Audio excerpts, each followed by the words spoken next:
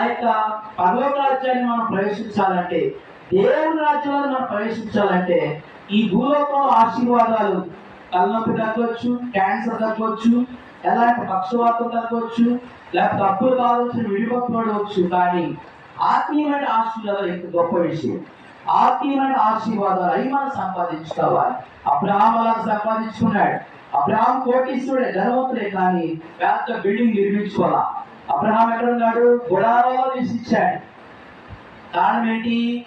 ఆయనకున్న విశ్వాసం, ఆయనకున్నటువంటి విశ్వాసం, దేవుని మీద ఆయనకున్న పరిపూర్ణ విశ్వాసం.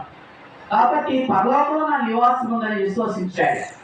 కాబట్టి మన యొక్క గురి, మన విశ్వాసము, మన నిరీక్షణ పైన వాటి వైపు ఉంచుతాము.